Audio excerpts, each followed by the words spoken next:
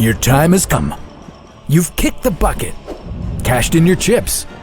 You're pushing up the daisies. In other words, you've died.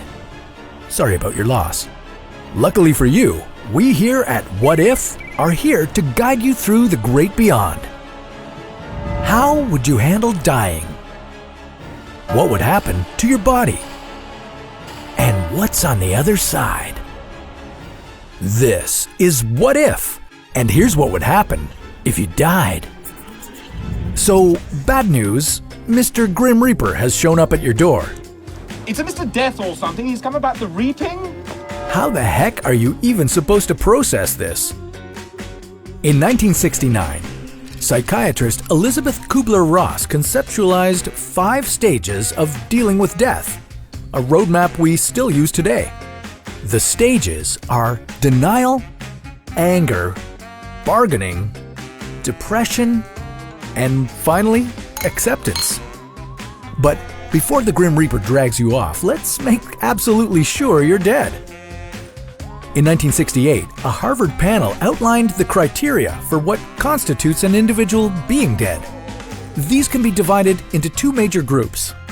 The cardiopulmonary criteria is when the heart has stopped beating, and the neurological criteria is when the brain no longer functions, aka brain death. If you've checked off both those boxes, I've got some bad news for you. So, what's going to happen to that body of yours?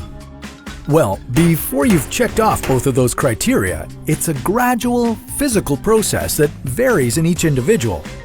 Let's say you're lucky enough not to suffer a fatal accident, but die of natural causes instead. First, you'll start to feel a coolness in your hands, arms, legs, and feet. As your heart loses its ability to pump blood effectively, your skin will become blotchy with a reddish-purple color.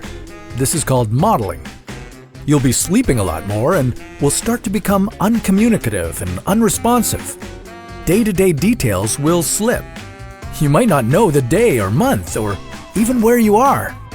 This can usually be attributed to chemical imbalances, reduced blood flow to the brain, or a combination of the two.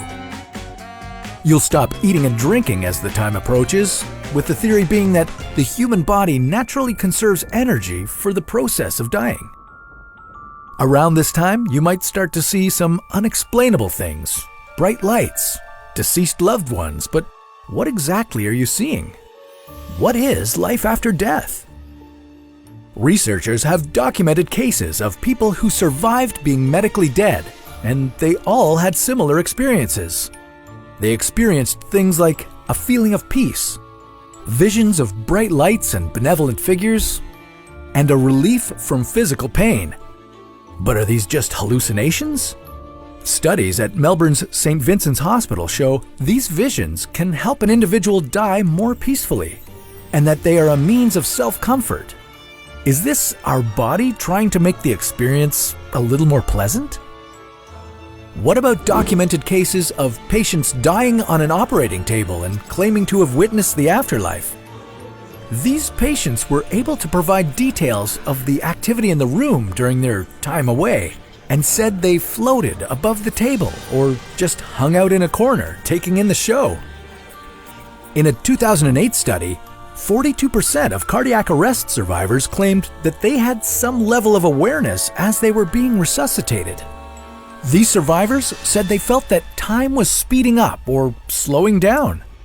They also experienced an overall peacefulness and the feeling that they were having an out-of-body experience. Some felt joy and even saw a bright light or golden flash. That all sounds kinda nice, except for the fact that an unspecified number of patients reported feeling fear and a sense of drowning. However, there is a theory that you can prepare your body for death.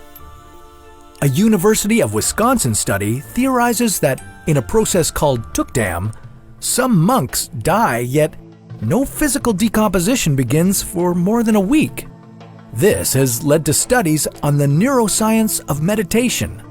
These monks enter a state of meditation before they die, providing the brain with extremely low-key maintenance duties in order to maintain the meditative state.